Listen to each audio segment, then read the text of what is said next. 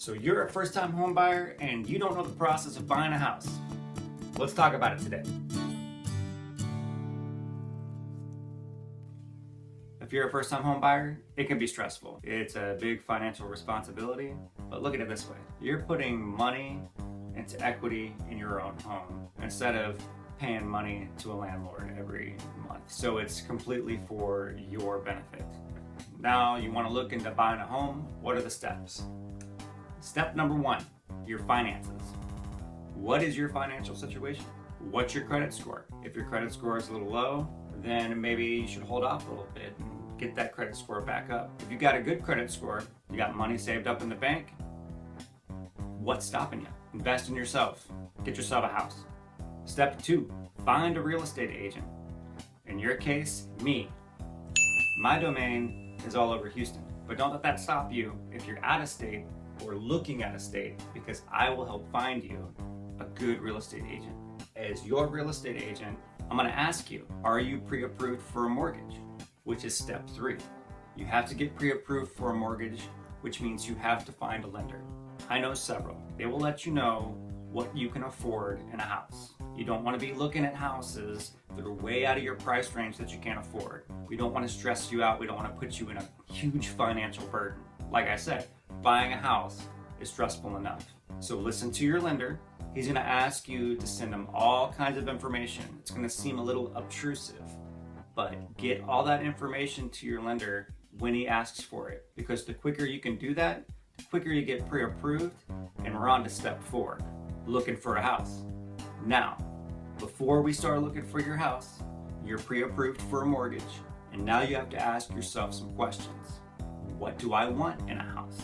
Do I want a big backyard? Do I need 3 bedrooms, 4 bedrooms? Do I want a 1-story? Do I want a 2-story? Most importantly, where do I want that house to be? Houston's a big place. There's a lot of houses, a lot of choices. You need to have a good idea of where you want to live. Do you want to live close to work? What's your commute like? Do you not mind a long commute?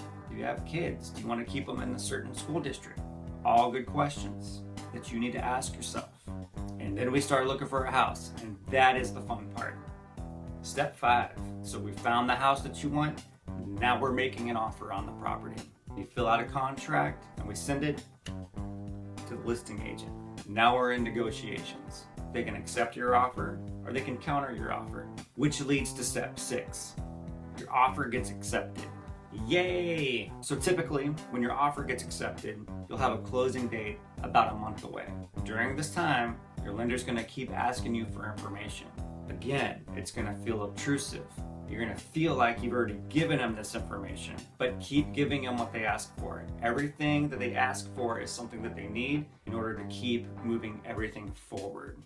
So, the lender asks you for something, give it to your lender.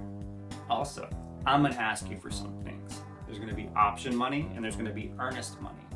The option money is money that you're paying to the seller in order for them to take that house off the market for a certain amount of days. Typically, it's gonna be about 10 days.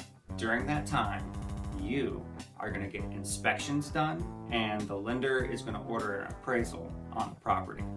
During that option period, you have the option to opt out of the contract.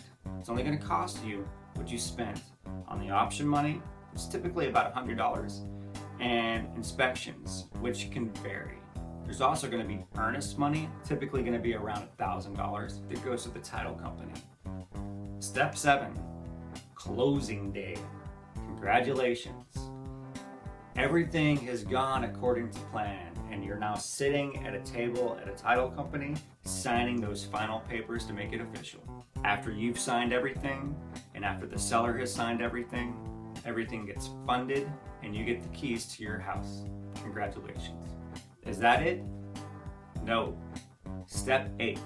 You're gonna tell all your family and friends to use me for all their real estate needs.